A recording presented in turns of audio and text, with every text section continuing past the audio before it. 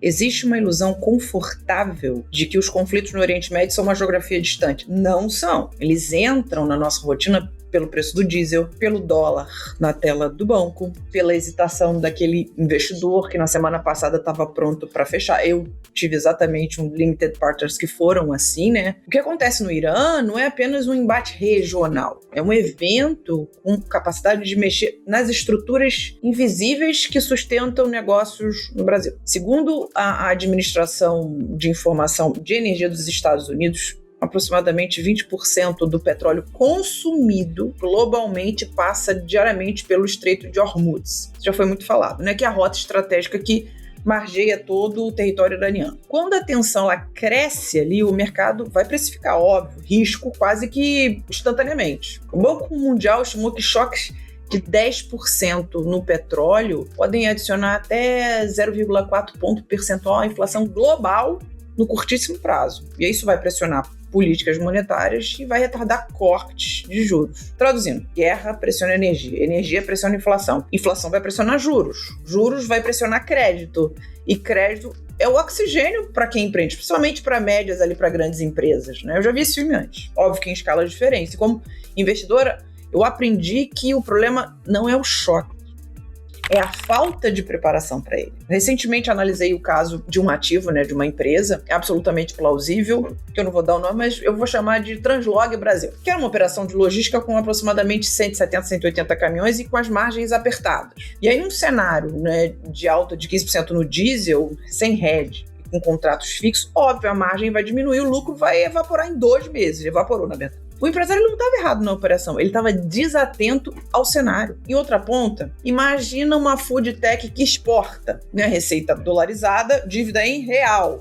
diferença cambial. Se o dólar sobe por fuga global para ativos considerados mais seguros, ela ganha competitividade lá fora. Mas se a escalada do conflito desacelera economias importadoras, obviamente a demanda encolhe. E aí, o que parecia a oportunidade vai virar instabilidade. Essa é mais ou menos a realidade, mais ou menos não, né? Essa é a realidade da geopolítica. Ela não escolhe setor, ela escolhe quem está preparado. Quando o petróleo reage, não é apenas a Petrobras que entra em pauta, é o frete do e-commerce, é o custo do fertilizante, é o preço da passagem aérea, é a margem do pequeno industrial. E tem um segundo efeito, menos visível e mais perigoso. O capital ele fica mais seletivo. Em momentos de tensão internacional, o dólar ele tende a se fortalecer e investidores globais migram para ativos de menor risco. O Brasil ele vai sentir no câmbio. E quem tem dívida exposta em moeda estrangeira vai sentir 2 vezes mais. Eu sempre digo aos empreendedores da Farani Escola que eu acompanho, caixa não é só gestão financeira.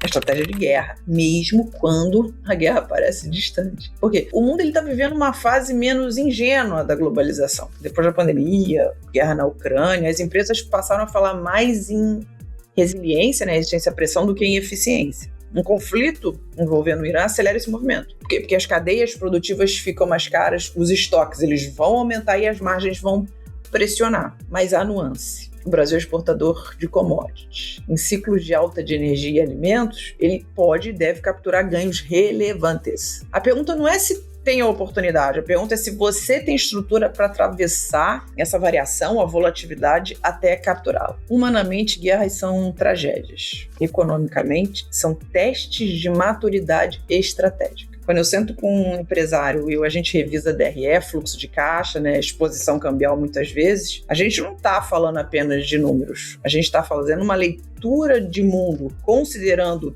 provisionamento, considerando hedge, considerando seguros. Geopolítica não é assunto de diplomacia, de chanceler, é assunto de conselho. Se o conflito no Irã escalar, talvez você não veja tanque na sua rua, óbvio, mas você vai ver o reflexo no combustível, no crédito e na confiança, muitas vezes, do teu cliente. E no fim do dia, os negócios eles não quebram por erro interno somente. Eles quebram por não entenderem o tempo histórico em que estão inseridos. E eu sempre preferi estar entre aquelas que leem um cenário antes que ele leia a minha vulnerabilidade, a nossa vulnerabilidade.